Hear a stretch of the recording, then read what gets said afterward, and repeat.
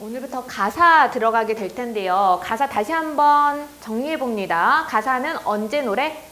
조선시대 노래예요.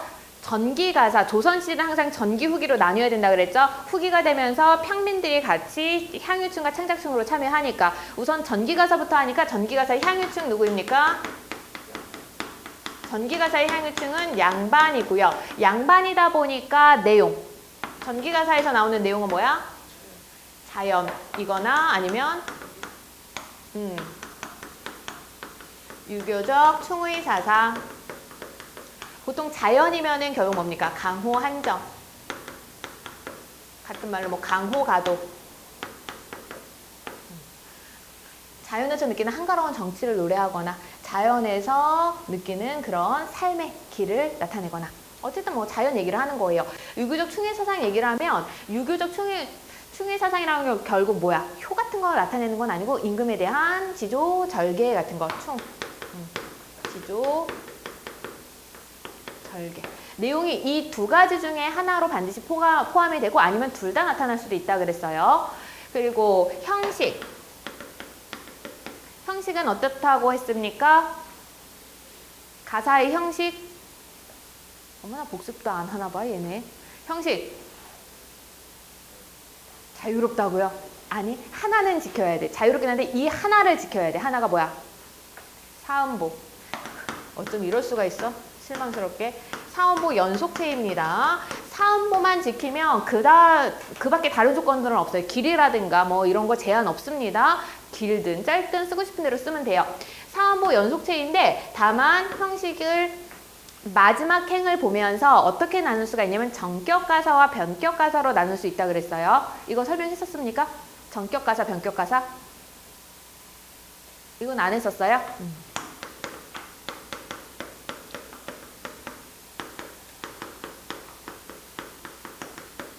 사음보를 취하고 있는 갈래를 너네 하나 더 알아. 뭐 있어? 사음보인 갈래. 시조. 시조도 사음보죠. 그래서 사음보라는 형식은 시조와 가사의 공통적인 형식이에요. 형식인데 시조는 대신 초장, 중장, 종장으로 나뉘고 글자 수까지 딱 정해져 있잖아요. 특히 종장의 시작은 몇 음절이어야 돼? 3음절로 고정되어 있죠. 그래서 시조, 종장의 음수율이 음수율은 글자 수를 음수율이라 그러죠. 글자 수는 어떻게 합니까? 4란다. 3, 5, 4, 3. 이게 시조 종장의 음수율이에요. 얘는 무조건 고정이고요. 나머지 글자 수는 플러스 마이너스 한두 글자 정도 충분히 괜찮습니다. 좀 길어도 상관없어요. 이거는 어느 정도 융통성을 가지고 있습니다. 이게 시조 종장의 음수율인데 가사는 다른 데는 필요 없고 맨 마지막 구절을 봤을 때 맨 마지막 구절이 시조 종장의 음수율과 유사해. 그러면 전격 가사. 시조 종장의 음수율과 많이 달라. 그러면 변격 가사로 봅니다.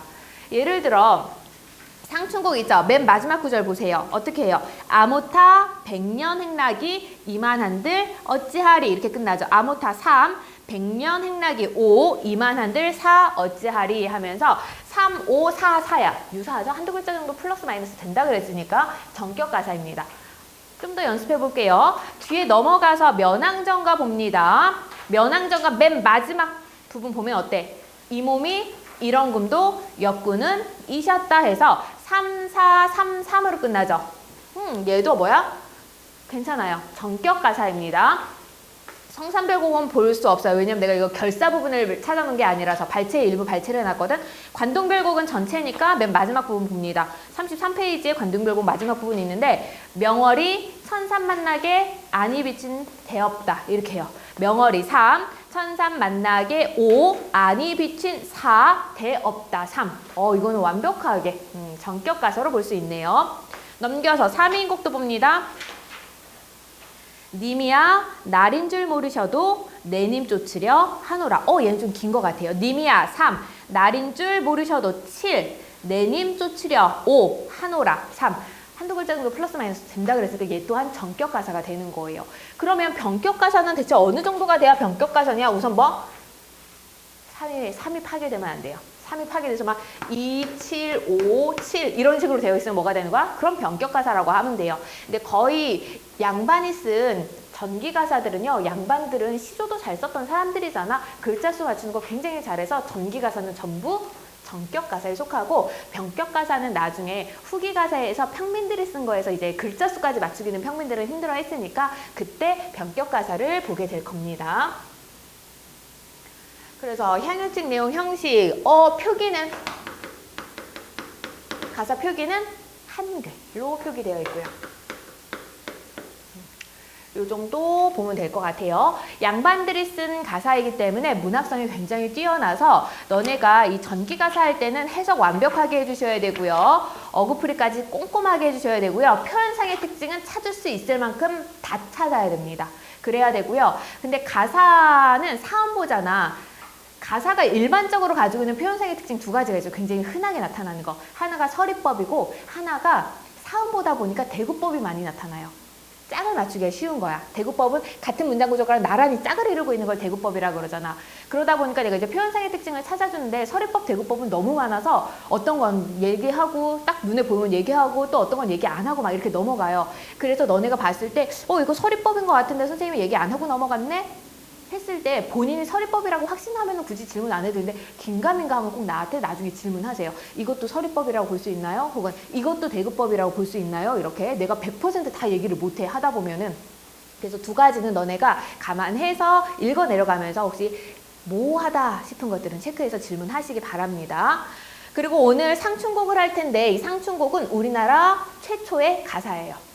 현존하는 우리나라 최초의 가사입니다. 아직까지 뭐 이것보다 더 이른 시대에 창작된 가사는 발견이 안 됐어요. 현재까지 이게 가사의 최초 작품이라 의에다가 그냥 밑에 써주세요. 밑에 의 부분 있죠. 가사의 효시라는 게 최초라는 얘기야. 어휘도 이런 식으로 어휘도 점점 늘려가세요. 가사 작품의 효시고요. 그리고 이게 강호가도의 시초, 효시 같은 말이에요. 강호가도의 시초예요. 이 작품 이후로 조선시대에는 진짜 자연을 노래하는 작품들이 엄청나게 많이 나타나게 됩니다. 상, 감상해요. 춘, 봄을 감상하는 곡, 노래. 그래서 아무래도 봄을 감상하다 보니까 봄날의 풍경을 제시할 수밖에 없거든요. 작품을 읽어나가다 보면은 봄날의 풍경을 감각적으로 제시하는 부분들을 많이 찾을 수 있을 거예요. 그래서 우선 나는 표현상의 특징 안 찾고 해석만 해줄 거거든. 그 다음에 너네한테 표현상의 특징 뭐 찾았냐고 내가 물어볼 거야. 그랬을 때 다양한 감각적 이미지 같은 거 있으면 전부 다 체크해놓고 이따가 얘기를 해주세요. 우선 현대어풀이부터 하도록 하겠습니다. 상춘곡 출제되면 한자어 풀이도 하나도 안 해준 상태로 출제돼요. 한자어까지 정확하게 다 체크해놓고 외워주세요.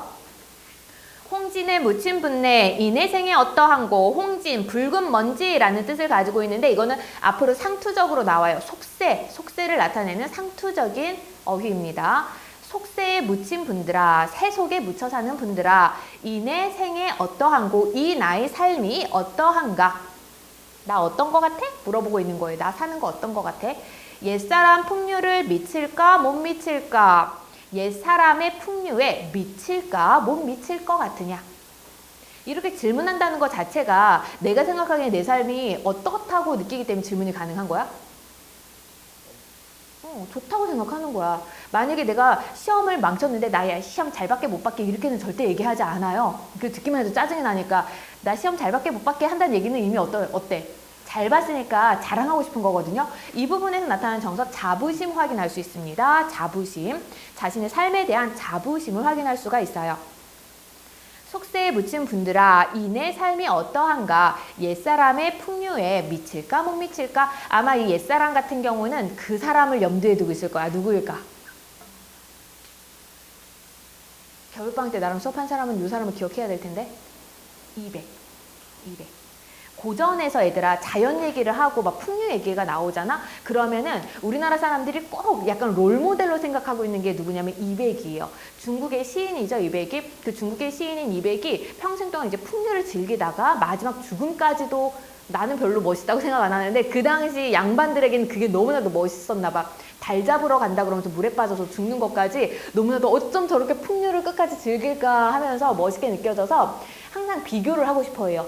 이백이 더 잘 살았을까? 내가 더 잘 살았을까? 이런 것들을 비교하고 싶어 합니다. 그래서 옛사람이 느꼈던 아마 이백의 그런 풍류에 내가 미칠 것 같은가? 못 미칠 것 같은가?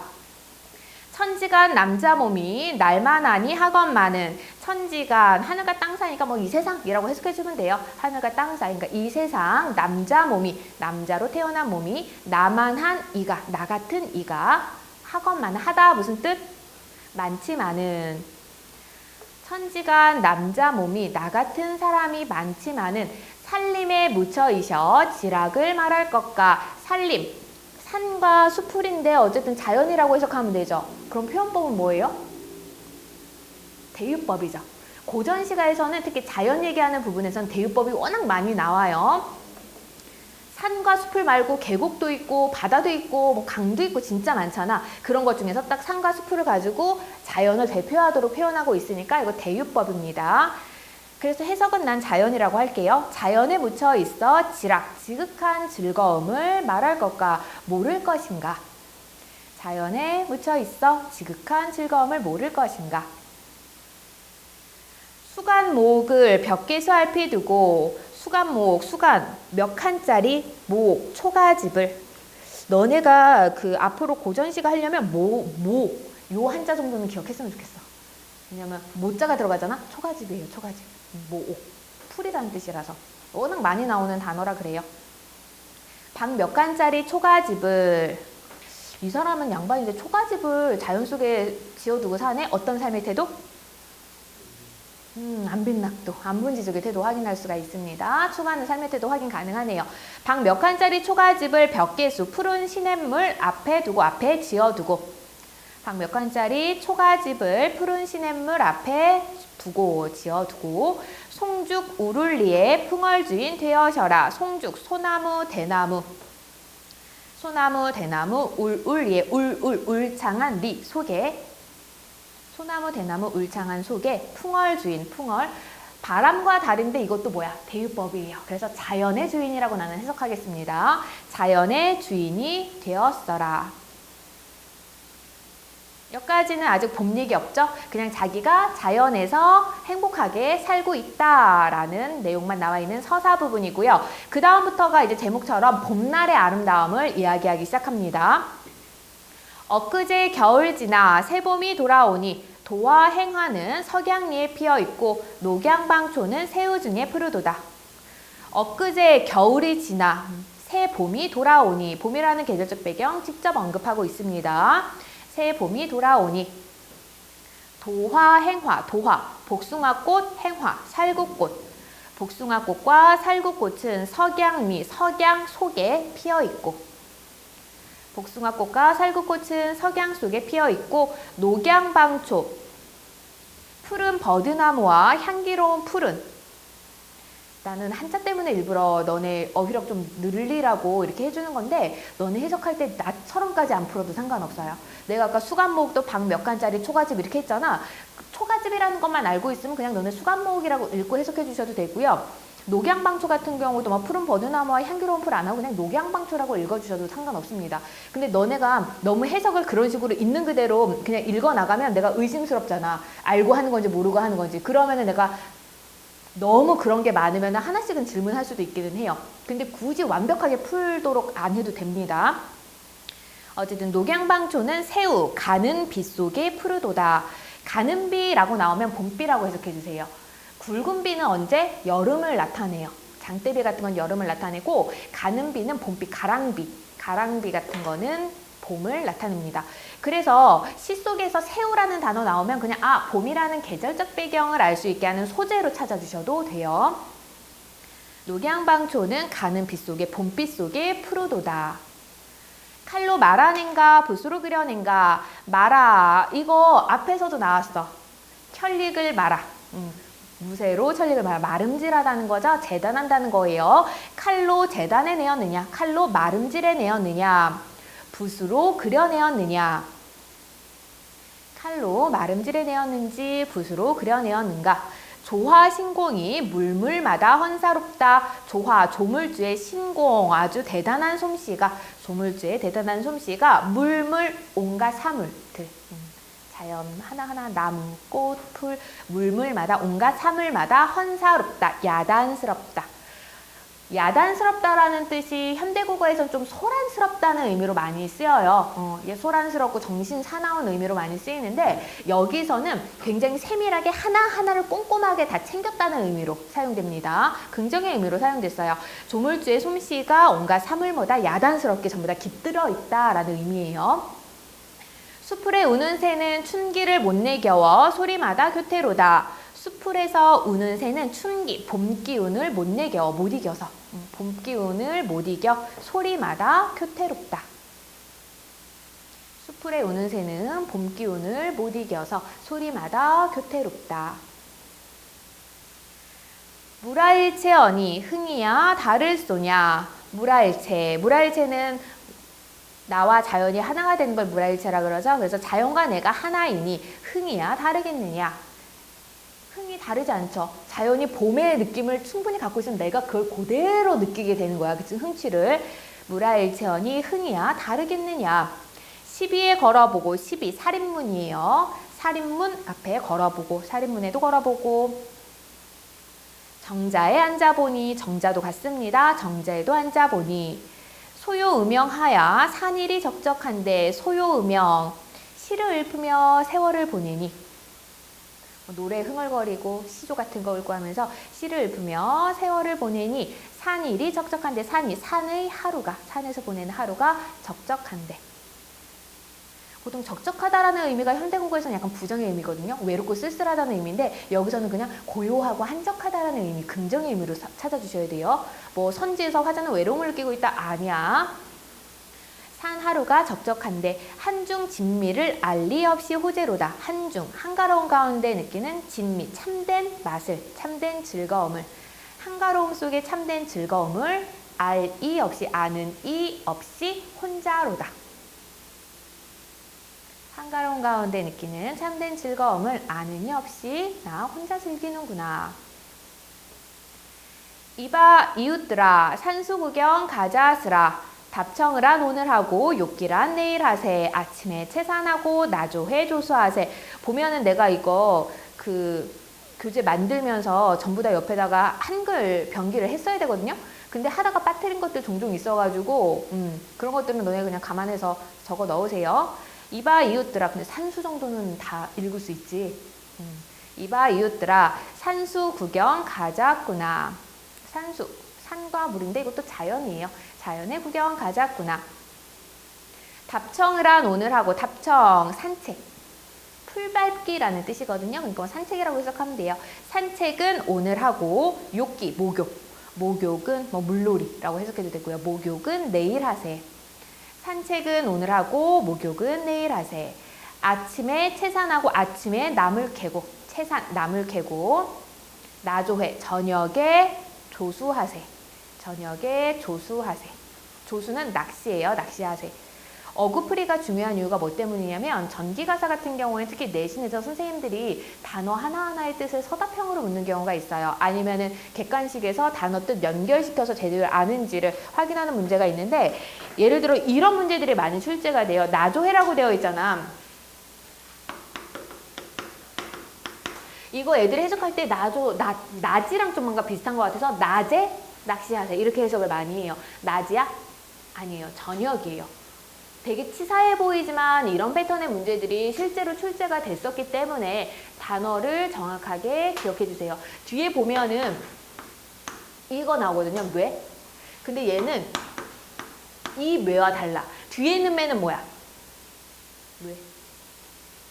뭐야 이거? 이거는 산이에요. 산. 앞에 있는 매, 아래아가 있는 매는 들이라는 뜻이에요. 들이라는 뜻이야. 그러다 보니까 이것도 출제된 적이 있어요. 저 메이 캥거이고 했을 때 저 산이 발음이 똑같다 보니까 비슷하게 발음이 되다 보니까 산이라고 해서 해석하는 경우 있는데 이거 들이라고 해석해야 되거든요. 근데 얘 같은 경우는 선생님들에 따라서 그 원래는 이거인데 뭐 표기가 잘못되었을 거라 보기도 하고 그래서 해석이 좀 갈리는 것들은 아까 전에도 얘기했지만 찝어줄 테니까 학교 선생님한테 내신 들어가면 체크하고 가셔야 됩니다. 아침에 나물 캐고 저녁에 낚시하세. 갓 꿰어 익은 술을 갈건으로 밭아놓고 꽃나무 가지 꺾어 수놓고 먹으리라. 갓 꿰어 익은 술을 갈건으로 받쳐놓고 술을 우리는 곡물 가지고 술을 발효를 시켰잖아요. 그래서 걸렀어야 돼. 막걸리 같은 건 탁주 같은 경우도 밑에 막 가라앉고 하잖아. 그래서 걸러요. 갓 꿰어 익은 술을 갈건은 약간 모시처럼 구멍 뻥뻥 뚫린 그런 수건으로 갈건으로 받쳐놓고 꽃나무 가지 꺾어 수놓고 먹으리라. 이때 수놓는 거는 이렇게 자수 놓는 게 아니라 샘하면서예요. 샘하면서. 꽃나무 가지를 꺾어서 한 잔 마시면 가지 하나 꺾어 놓고 또 한 잔 마시면 또 하나 꺾어 놓고 해서 내가 몇 잔을 마시는지 이렇게 세면서 먹으리라.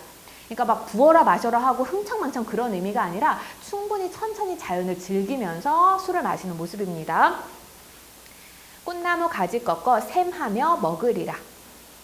화풍이 건듯 불어 녹수를 건너오니 화풍 따뜻한 바람이에요. 그러니까 이제 봄바람이죠. 따뜻한 바람이 건듯 문득 불어서 따뜻한 바람이 문득 불어 녹수를 건너오니 녹수 푸른 물을 건너오니 따뜻한 바람이 문득 불어 푸른 물을 건너오니 청향은 잔해지고 낙홍은 오세진다. 청향, 그 깨끗한 향기는 바람의 그 깨끗한 향기는 잔해지고 내가 술 마시고 있는데 그 잔에 그 향기가 스며들어요. 그리고 내가 그걸 마시는 거죠. 다시 말해 깨끗한 향이 어떻게 내 몸속으로 막 들어오는 것 같아요. 그리고 낙홍, 떨어지는 붉은 것이니까 뭐예요? 붉은 꽃잎이에요. 바람 부니까 꽃잎이 막 위에 있던 꽃잎이 떨어져요. 그래서 떨어지는 붉은 꽃잎은 오세진다. 옷에 딱 스며드는 것 같아요. 그래서 꽃잎이나 그 깨끗한 바람이나 이런 것들이 전부 다 나랑 하나가 되는 것처럼 느끼잖아. 어떤 단어 가능합니까? 물화일체 가능합니다. 청향은 잔해지고 낙홍은 오세진다. 물화일체를 확인할 수 있는 구절이에요. 준중이 비었거든 날더러 알려라. 준중 술통이 비었거든 나더러 알려라. 술독이 비었거든 나더러 알려라. 소동 아해더러 주가에 술을 물어. 소동아이는요 심부름하는 어린아이를 소동아이라 그래요. 술독이 비었거든 나더러 알려라. 그럼 내가 소동아이더러 주가 술집에 술을 물어. 소동아이 심부름 보내서 주가에 술집에 술을 물어서 술 다시 받아오게 하는 거야. 받아오면은 어른은 막대 짚고 아이는 술을 메고 어른인 나는 막대를 짚고 그 소동아이는 술을 메고 미음 완보하야 시냇가에 혼자 앉아. 미음 완보 시를 흥얼거리며 천천히 걸어 시냇가에 혼자 앉아. 명사 좋은 물에 잔 씌어 부어들고. 명사 깨끗한 모래, 밝은 모래예요. 하얀색 모래가 쫙 펼쳐져 있나 봐. 그래서 밝은 모래, 좋은 물, 좋다 이거는 깨끗하다라는 뜻이야. 요것도 얘들아 좋은 이렇게 되어 있죠. 구분할 수 있어야 되거든요. 이 좋은은 깨끗한. 이거는 이게 좋은. 이것도 내가 굳이 이렇게 찝어서 얘기하는 이유는 뭘까? 어구풀이 내신에 출제된 적이 있어서 그래요. 굳이 이렇게까지 해야 되나 싶기는 한데 하시더라고. 변별력 주기 위해서 그러시는 것 같아요. 그래서 이것도 좋은 물이 아니라 깨끗한 물. 밝은 모래가 다 보일 정도로 밑에 있는 밝은 모래가 보일 정도로 그 깨끗한 물에 잔 씌어 부어들고 잔을 씻어서 술을 부어들고. 명사 깨끗한 물에 잔 씻어 술 부어들고. 청류를 굽어보니 떠오나니 도하이로다. 청류 그 깨끗한 물을 굽어보니 떠오느니 도하이로다. 떠오는 것이 복숭아 꽃이로구나. 무릉이 가깝도다. 저메이 캥거이고. 무릉도원이 가깝구나. 저 들이 그것인고. 이거 들인데 왜가 잘못 표기된 거라고 이야기를 하냐면 실제 무릉도원 고사에서 그 무릉도원은 어디 있어? 산속에 있었거든. 그러다 보니까 이거 사실 뭐라고 보든 이건 선생님 관점에 따라 달라질 수가 있어요. 진짜 들판이라고 해석해도 되고 표기 그대로 아니면 산이 잘못 표기된 것이다 라고 보면 선생님이 산이라고 해석할 수도 있어요. 지금 읽은 부분에서 고사 인용 써주세요. 고사 인용. 무릉도원 고사가 인용되고 있습니다. 혹시 무릉도원 고사 설명 들어야 되는 사람? 무릉도원 고사 모르는 사람? 어떤 중국의 나무꾼이 나무를 하다가 시냇가에서 이제 좀 씻고 휴식을 취하고 있는데 그 시냇물에 복숭아 꽃잎이 둥둥둥둥둥 떠오면서 너무나도 좋은 향기가 나는 거야. 그래서 이게 무슨 향기지? 뭔가 이제 너무 신비로운 느낌이 드니까 그 떠오르는 복숭아 꽃을 멱추적해서 쭉 가요. 가다 보니까 어떤 동굴이 있었어. 그 동굴에서 계속 흘러나오는 거였어. 동굴로 들어가 보니까 거기가 뭐였다?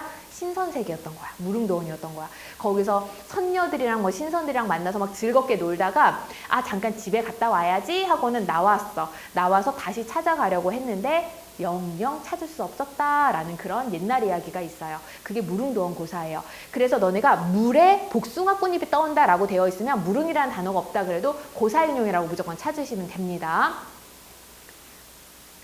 그래서 어쨌든 화자가 느끼기에 와 내가 여기서 술 마시고 있는데 꽃잎이 떠내려오는 걸 보니까 바로 여기야말로 무릉도원인 것 같아 인 거예요. 자신의 현재 삶에 대해서 굉장한 만족감을 보여주고 있습니다. 저들이 그것인고 그건 뭐? 무릉도원인가?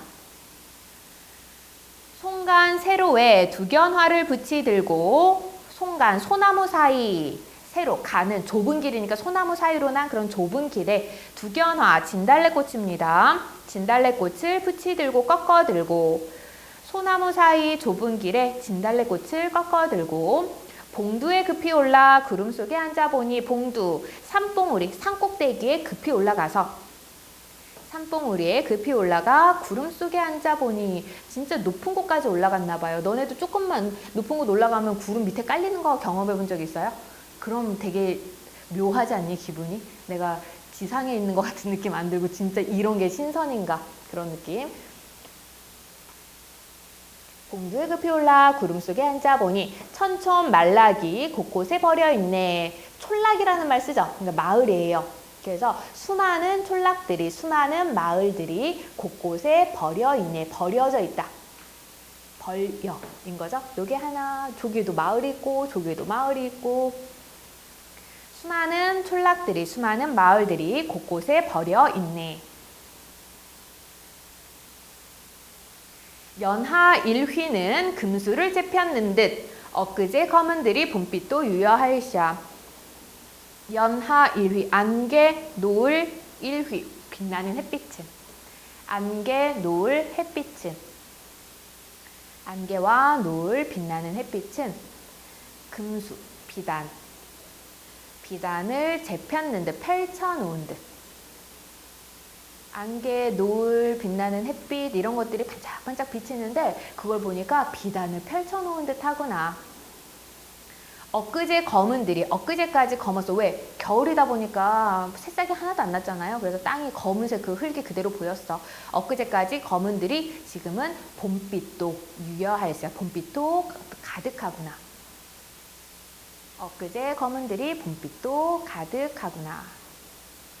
여기까지 봄날의 아름다움을 막 풍류를 즐기고 있습니다. 술도 마시고 하면서. 그 다음 결사 부분이에요. 공명도 날 끼우고 부귀도 날 끼우니 이거 끼우다 꺼리다 라는 뜻입니다. 공명도 날 꺼리고 부귀도 날 꺼리니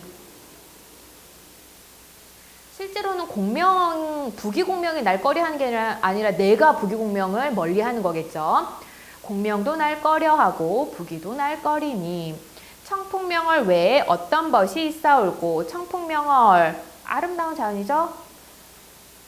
깨끗한 바람과 밝은 달 대유법이에요. 그냥 자연 전체를 의미합니다. 청풍명월 밖에 어떤 벗이 있겠는가. 청풍명월 밖에 어떤 벗이 있겠는가. 단표누항에 흩은 해음 아니하네. 단표누항 가난한 삶이라고 해석하시면 돼요. 가난한 삶 속에서 흩은 해음, 헛된 생각. 헛된 생각 아니하네. 헛된 생각 어떤 헛된 생각일까? 바로 위에 있는 걸로 찾아주세요. 부귀공명이요. 단표, 가난한 삶 속에서 나는 헛된 생각, 부귀공명 같은 거 아니한다, 아니하네. 아무타 백년 행락이 이만한들 어찌하리. 아무튼 백년 행락, 100년 동안 누릴 즐거움이, 100년의 즐거움이 이만한들 어떠하리. 이만하면 어떠하겠는가? 어떠하다? 충분하다. 아주 만족스럽다 라는 거겠죠. 단표 누항 같은 경우 내 가난한 삶이라고 했었겠는데, 너네 누항이라는 단어가 어디서 왔냐면 공자의 삶을 좀 알고 있어요? 경빈아, 그거 빨간색 안 됐어? 공자의 삶을 좀 알고 있어요? 공자가 평생 가난하게 산 건 알고 있어요? 제대로 등용되지 못하고? 등용이 안 된 이유도 알고 있어요? 공자의 사상은 뭐야? 뭐가 핵심이야? 선한 걸 중요시하죠. 그리고 인을 된 게 중요시했어요. 그래서 공자는 덕을 지키면서 사는 걸 중요시했는데, 공자가 살던 시기가 굉장히 혼란한 시기였거든. 수많은 중국이 완전히 분열되어가지고 나라가 서로 막 사라졌다가 다퉜다가 전쟁 중에 우리 모두 착하게 삽시다. 할 수 있어, 없어? 없죠. 그래서 되게 많은 나라들이 공자의 훌륭함은 인식을 하고 있지만, 알고는 있지만 등용할 수는 없었어. 그 공자의 사상으로 나라를 다스리다가 금방 망해버리니까. 그래서 공자는 평생 등용되지 못하고 여기저기를 막 떠돌면서 자기의 능력을 펼칠 수 있는 누군가를 찾아서 이렇게 평생 중국을 주유하면서 살았거든요. 그러다 보니까 가난한 삶을 살 수밖에 없었어요. 물론 공자 제자 중에는 진짜 부자가 많았었거든. 그런 부자들이 공자를 계속 지원을 해줬기 때문에 평생 그렇게 살 수는 있었지만, 그래서 공자가 살던 그 거리를 누항이라 그래요. 누추한 거리라는 뜻이에요. 누추한 거리라는 뜻인데, 그래서 이게 상투적으로 누항이라는 단어가 나오면 가난함이라는 걸 의미하게 됩니다. 가난한 삶이고, 단표, 여기 뭐라고 하냐, 단표누항이라고 되어 있죠. 단표는 단사표음의 준말이에요. 단사표음의 준말인데, 단사가 주먹밥, 도시락밥 한 덩이를 나타내는 거고요. 표음은 옛날에 그 바구니, 표주박 있잖아요. 바가지. 표주박에 물 하나라는 얘기예요. 그러니까 이것도 어떻게? 가난한 삶이에요. 밥 한 덩이랑 물 한 컵밖에 없다는 얘기니까. 그래서 이거 두 개를 합쳐서 단표누항이라고 했고, 가난한 삶이라는 말로 생각해 주시면 됩니다. 따로따로도 많이 출제가 되는 게 따로따로도 많이 사용돼요. 다른 문학작품에서 단어는 알고 있으시기 바랍니다. 그러면 주제는 뭐라고 하면 될까? 봄의 완상과 안빈낙도. 완상이라는 단어 사용했는데 이것도 어휘력 하나 키워 놓으세요. 완상은 그윽하게 감상하는 거예요. 봄날의 아름다움을 감상하면서 안빈낙도라는 삶의 태도를 추구하고 있습니다. 봄의 완상과 안빈낙도.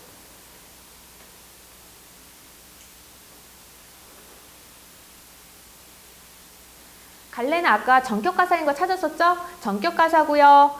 정극인이라는 양반이 쓴 양반가사고요. 은일가사라고 되어 있는데, 은일이라는 말은 정치에서 물러나서 자연 속에 은거하면서 살 때 쓴 작품을 은일가사라고 이야기를 합니다. 성격은 묘사적, 예찬적. 뭘 묘사하고 있습니까? 봄날의 아름다운 자연을 묘사하고 있고요. 뭘 예찬합니까? 자연을 예찬하고 있습니다. 표현상의 특징, 뭐 찾았습니까, 너네? 어디 시각적 심상 있어요?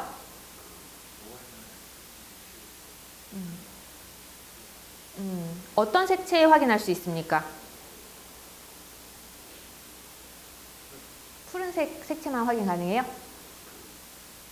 붉은색과 푸른색의 색채가 모두 가능하죠.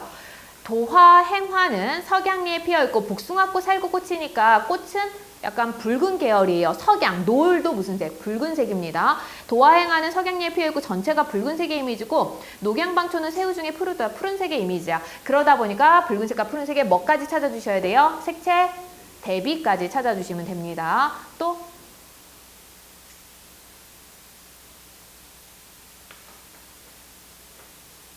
너네가 찾는 걸 내가 하나하나 해주고 싶은데 지금 좀 시간이 없는 관계로 표현상의 특징 내가 그냥 오늘은 해줄게요. 다음 시간부터는 계속 너네가 찾고 나한테 왔다 갔다 하면서 확인할 거야. 속세에 묻힌 분들아, 이내 삶이 어떠한가? 옛사람 풍류에 미칠까 못 미칠까? 천지간 남자 몸이 나 같은 이가 많지만은 자연에 묻혀 있어 지극한 즐거움을 모르는 것인가?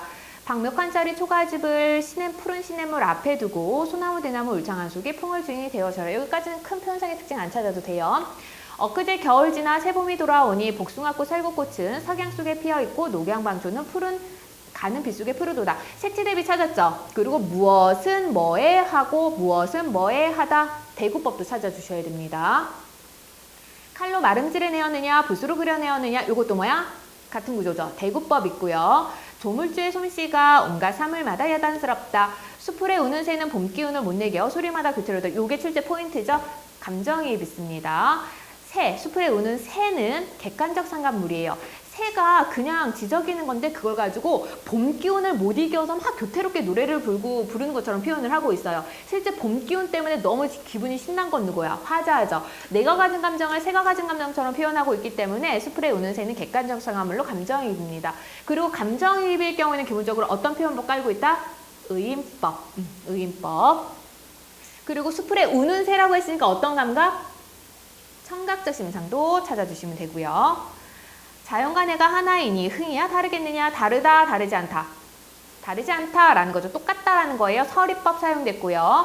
살인문에도 걸어보고 정자에도 앉아보니 시를 읊조리며 천천히 시간을 보내니 산 하루가 적적한데 한가로운 가운데 참된 즐거움을 아느니 없이 나 혼자로구나. 이봐 이웃들아 산수 구경 가자꾸나 하면서 이봐 이웃들아 산수 구경 가자꾸나 말을 건네는 방식 일부 사용하고 있습니다. 실제로 옆에 있는 사람한테 말하는 거는 아니기는 해요. 실제로는 아니기는 하지만 어쨌든 말을 건네는 방식 활용하고 있어요. 답청을 한 오늘 하고 욕기란 내일 하세 대구법 사용되고 있네요. 아침에 채선하고 나조회 조수하세 이것도 대구법 사용되고 있고요. 각귀어 익은 술을 갈건으로 받쳐놓고 꽃나무 가지 꺾어 샘하며 먹으리라. 따뜻한 바람이 문득 불어 푸른 물을 건너오니 청향은 잔해지고 낙홍은 오세진다. 뭐는 뭐하고 뭐는 뭐한다. 대구법 사용되고 있고요. 청향, 후각적 심상 확인 가능합니다. 향이라고 되어 있죠? 낙홍, 붉은색이라고 했잖아요. 붉은색 꽃잎은 시각적 심상이에요. 색채 이미지. 그래서 후각적 심상, 시각적 심상 확인 가능하고요. 술독이 비었거든 날더러 알려라. 소동 아이더러 술집에 술을 물어 어른은 막대 짚고 아이는 술을 메고 누구는 뭐하고 누구는 뭐하고 대구법 있고요. 미음 완보하야 시냇가에 혼자 앉아 밝은 모래 깨끗한 물에 잔 씻어 부어들고 청류를 굽어보니 떠오는 것이 복숭아 꽃이로구나. 무릉이 가깝도다 저 들이 그것인가. 이 부분은 고사인용이라고 아까 찾았었고요.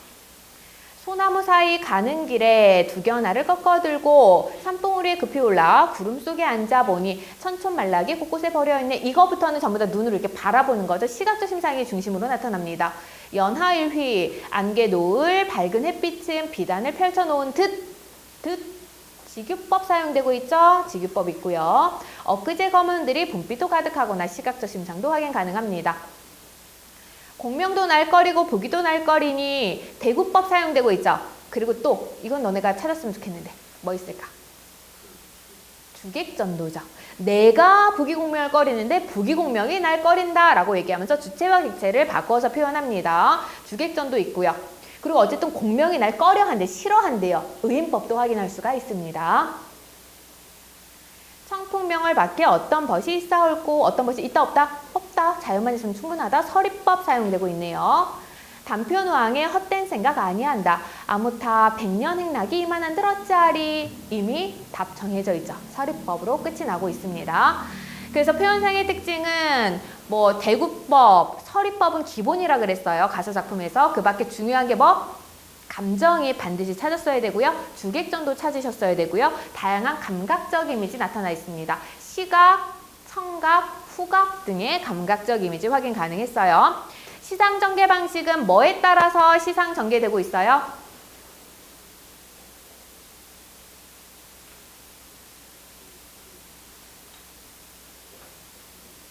공간의 이동에 따른 시상 전개입니다. 공간 이동에 따라서 시상이 전개되고 있는데 화자 제일 먼저 어디에 있었습니까?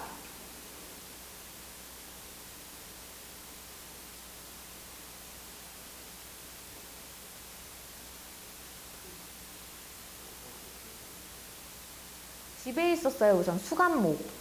그거는 복숭아꽃 살구꽃은 계속 보는 거야. 어디에서도 볼 수가 있어요. 산봉우리에서도 보이고 집에서도 보이고. 그래서 보이는 걸 가지고 판단하면 안 되고 얘가 행동하는 부분에서 찾아주셔야 되는데 뭐 하고 있어?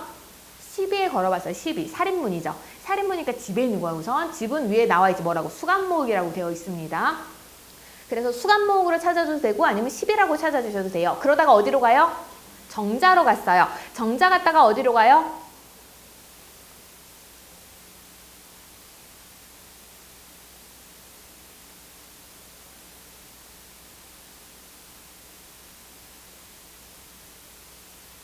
시냇가. 시냇가에 가서 술 마시죠. 시냇가에 가고 그 다음에 어디로 갑니까? 마지막으로 봉두, 산봉우리로 가죠. 그래서 수간목, 정자, 시냇가, 봉두까지 공간의 이동에 따라 시상이 전개되고 있습니다. 화제의 정서미 태도, 서정갈래다 보니까 정서미 태도도 찾아주시면 되는데 여기는 뭐 만족감이 강하게 드러나 있는데 그것 때문에 쓴 건 아니고 삶의 태도 쓸 수 있는 것들, 안빈낙도, 안분지족, 무라일체, 단표누항 이런 것들 써주시면 돼요.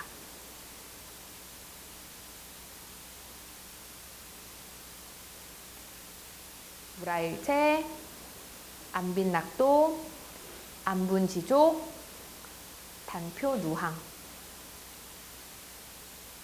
그렇게 찾아주시면 됩니다. 의는 아까 있었죠? 가사작품의 시초가 되고요. 강호가도의 효시라고도 이야기했습니다.